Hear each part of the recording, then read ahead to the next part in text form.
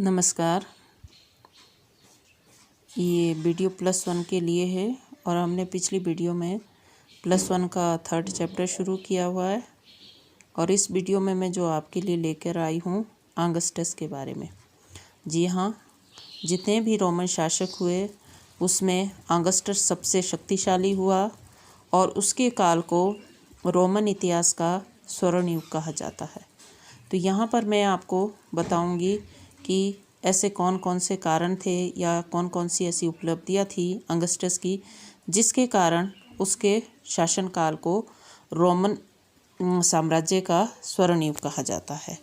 तो यहाँ पर अगर बात करें सबसे पहले तो बात करते हैं कि उसने रोम में शांति स्थापित की कि जिस समय ऑगस्टस, जिसका वास्तविक नाम ऑक्टेवियम था, जब ये 27 ईस्वी पूर्व में साम्राज्य की जब इसने बागडोर संभाली तो उस समय चारों ओर अराजकता फैली हुई थी। और कारण क्या था कि इससे पहले वाला जो सम्राट था जूलियस सीजर, 44 ईस्वी पूर्व में इसकी हत्या कर दी गई थी। और जो ये हत्या जो अब की गई तो उसके बाद पूरी तरह से रोमन जो साम्राज्य में अराजकता का वातावरण था और इस जघन्य हत्याकांड के कारण चारों तरफ से गृह युद्ध भड़क उठे थे रोमन साम्राज्य में। तो जो सीजर के जो हत्याकांड में ब्रूटस और कैसियस ये 2 व्यक्ति शामिल थे और इन हत्यारों को सबक सिखाने के उद्देश्य से ऑक्टेवियम, जो कि जूलियस सीजर के बहन का पोता था, उसने एंटोनी और लेपिडस के साथ मिलकर 3 त्रिगुट बना लिया, मतलब 3 लोगों का एक गुट बना लिया। और इस त्रिगुट ने जूलियस सीजर के जो हत्याकांड में सम्मिलित जो दोषी थे उन सबको सजा दी। और इसके पश्चात इसने त्रिगुट में सत्ता के लिए फिर आपसी फूट भी हो गई, लेकिन इसने फिर उसके बाद लेपिडस और इसके बीच में जब लड़ाई हुई तो उसको तो फिर पीछे हट गया, मतलब लड़ाई में इसका सामना नहीं कर पाया। ऑक्टेवियम ने एंटिनो को 31 ईस्वी पूर्व में जो एक युद्ध हुआ ऑक्टियम के युद्ध में पराजित किया। तो इस तरह से जो ऑक्टेवियम उसको ये शानदार सफलता पर मिली। इस युद्ध के पश्चात रोमन साम्राज्य में इसने शांति स्थापित की और ऑक्टेवियम के रोम जब वापस ये लौटा तो लोगों ने इसका भव्य स्वागत किया और उसे ऑगस्टस या महान, जिसका अर्थ होता है महान, उस नाम से उसको संबोधित किया। प्रिंसेप, प्रथम नागरिक या इम्परेटर, विजयी सेनापति, तो ये सारी उपाधियों से लोगों ने इसको सम्मानित किया। ऑक्टेवियम ने स्वयं को सीजर की उपाधि धारण की और उस समय ऑक्टेवियम सीजर के नाम से रोमन साम्राज्य की सत्ता संभाली। तो इसके द्वारा जो समय राज्य की जो स्थापना की गई उसको इसने प्रिंसपेट कहा जाता था, मतलब प्रिंसपेट का नाम दिया। अब इसके बाद सेनेट के साथ संबंध। जो ऑगस्टस था एक विवेकशील राजनीतिज्ञ भी था और उसको पता था कि अगर उसने ज़्यादा दिन तक गद्दी पर बना रहना है तो उसके लिए उसको उस समय की जो सबसे शक्तिशाली अमीर लोगों की जो सबसे शक्तिशाली जो संस्था होती थी सेनेट, उसके जो सदस्य होते थे उसके साथ इसने मैत्रीपूर्ण संबंध स्थापित किए। और उस समय सेनेट जो होती थी वो बहुत प्रभावशाली संस्था थी और अनेक शताब्दियों तक उन्होंने रोम के इतिहास में प्रमुख भूमिका निभाई थी।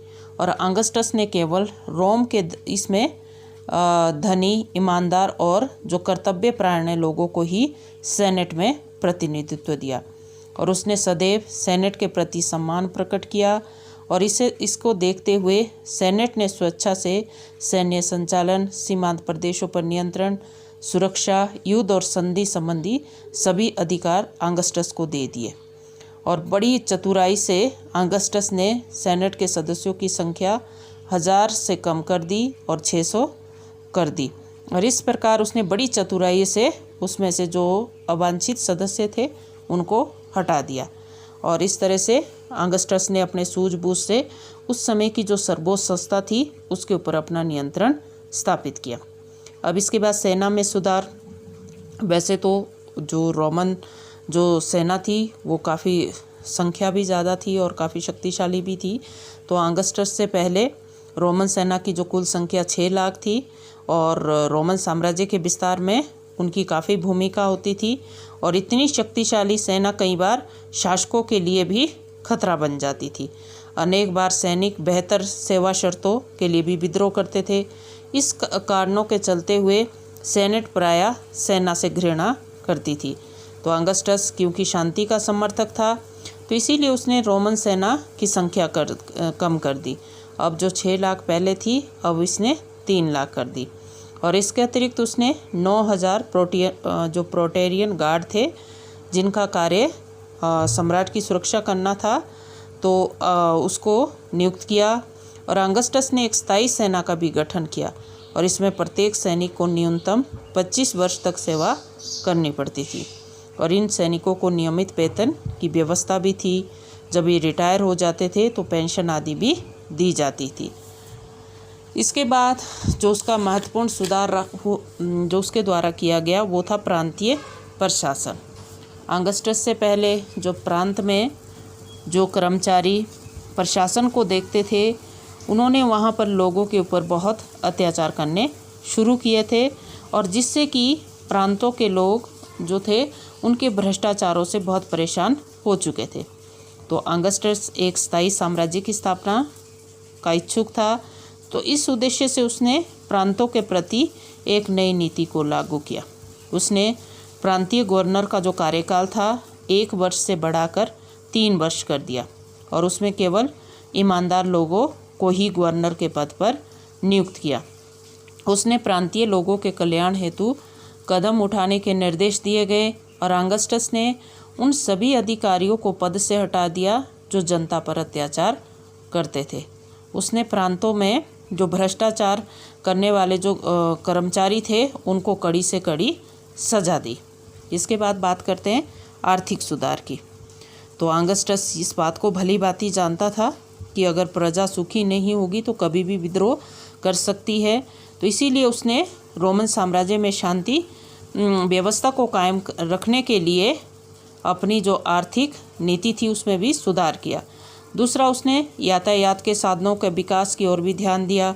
उसने रोमन के विभिन्न भागों और विदेशों से संपर्क स्थापित करना, माल को एक स्थान से दूसरे स्थान पर ले जाने के लिए यातायात के साधनों का विकास किया।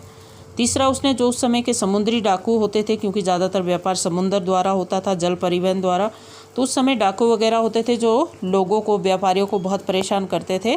तो अगस्टस ने उनको भी मतलब कि सबक सिखाने के उद्देश्य से अपनी सेना को इस तरह से तैयार किया कि वो यात्रियों को परेशान ना करे, मतलब जो समुद्री डाकू होते थे। और अगस्टस के इन सुधारों का लोगों के ऊपर बहुत बड़ा मतलब प्रभाव पड़ा और जो लोग थे वो हर तरफ से खुशहाल बने और उसका जो साम्राज्य था वो समृद्ध हुआ। अब धार्मिक और नैतिक सुधारों की बात करें तो अगस्टस ने अपना जो साम्राज्य था, जब ये गद्दी पर बैठा था तो अराजकता का वातावरण था, तो इसीलिए उसने उनमें धार्मिक और नैतिक सुधारों पर बल दिया। तो उसने प्राचीन जो रोमन साम्राज्य में जो प्रचलित धार्मिक जो प्रथाएं थी उसको दोबारा से पुनर्जीवित किया। उसने पुरोहितों को के अधिकारों में वृद्धि की। उसने नव प्रचलित जो विदेशी देवी देवता थे उनके ऊपर प्रतिबंध लगाया। उसने स्वयं को देवता घोषित किया। उसने परिवारों को टूटने से बचाने के लिए शादीशुदा को विशेष सुविधाएं प्रदान की और उस समय तलाक प्रथा को बहुत कठोर बना दिया गया। तो इस तरह से ये थे उसके आर्थिक और नैतिक सुधार। अब उसका जो सबसे बड़ा सुधार रहा वो रहा कला और साहित्य के क्षेत्र में। तो अगस्टस जो था उसके शासनकाल में अनेक भव्य भवनों और मंदिरों का निर्माण करवाया गया और इनमें उसके द्वारा बनाया गया पैथियन मंदिर ये बहुत मशहूर है। उसने ईंटों के स्थान पर संगमर का प्रयोग किया और रोमन भवन निर्माण कला को एक नई दिशा प्रदान की। उसके शासनकाल में रोमन साहित्य ने एक नए शिखर को छुआ। लिवी, वर्जिल, हॉरेस और ओविड आदि जो मतलब प्रसिद्ध कवि और लेखक हुए वो इसी के शासनकाल में हुए। और लिवी रोमन साम्राज्य का सबसे महान इतिहासकार था।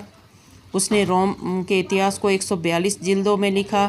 अब केवल 35 जिल्दें ही उपलब्ध है और जो जिल्दें गुम हो चुकी हैं उसके संबंध में कुछ जानकारियाँ दूसरे ग्रंथों में मिलती हैं। लिबी की रचना बहुत प्रामाणिक माना जाता है। उसके बाद जो वर्जिल था, ये भी उसके समय का प्रमुख कवि था। और इसके बाद जो ट्रोजन, उसके साहित्य कार्यों का वर्णन मिलता है, जो इनिड का एक महाकाव्य है। उसमें हॉरेस ऑगस्टस के काल का एक प्रसिद्ध कवि था। उसने भी अपनी कविताओं में ऑगस्टस की बहुत प्रशंसा की है और उसे एक देवता माना गया है। जो ओबिट है, उसने भी उसको एक, वो उस समय का महान कवि था और उसकी कविताओं का जो मूल विषय वो प्रेम था। तो इस तरह से हमने ऑगस्टस के बारे में पढ़ा और जिसमें कि हमें पता चला कि ऑगस्टस ने जो रोमन साम्राज्य में एक तरह से चहुमुखी विकास किया हुआ था। तो इसी के कारण उसके साम्राज्य को काल का रोमन साम्राज्य का स्वर्ण युग कहा जाता है। इसी के साथ धन्यवाद। आप मेरी वीडियो को लाइक और उसके नीचे जो बेल का जो आइकन बना हुआ है उसको दबाएं और मेरे चैनल को सब्सक्राइब करें। धन्यवाद।